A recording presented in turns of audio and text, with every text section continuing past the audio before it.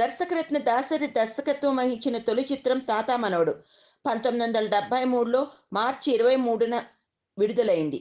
4 దశాబ్దాలకు పైగా పాపులర్ డైరెక్టర్గా కొనసాగుతూ 150 చిత్రాలకు పైగా దర్శకత్వం వహించి గిన్నీస్ బుక్ ఆఫ్ వరల్డ్ రికార్డ్స్లో స్థానం సంపాదించడం అసాధారణమనిపిస్తుంది. అంటే ఆయన సమయాన్ని నిర్మాణాత్మకంగా ఎలా వినియోగించారనడానికి సాధించిన విజయాలే అద్దం పడతాయి. అందుకే ఆయనలాగే పరిశ్రమించే ఎన్టీ రామారావు గారు కూడా ఈ అంశాన్ని గుర్తించి ఒకసారి సభాముఖంగా దాసరిని మరో కోణంలో ప్రశంసించారు.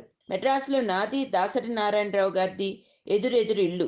ఎక్కడైనా దొంగలు పడతారేమో కానీ మా వీధిలో మాత్రం దొంగలు రారు రాలేరు. ఎందుకంటే ఆయన తెల్లవారుజామున 3 గంటల వరకు పనిచేసి నిద్రపోతారు. నేను 3 గంటలకు లేచి పని ప్రారంభిస్తాను అన్నారు ఎన్టీఆర్ చమత్కారంగా.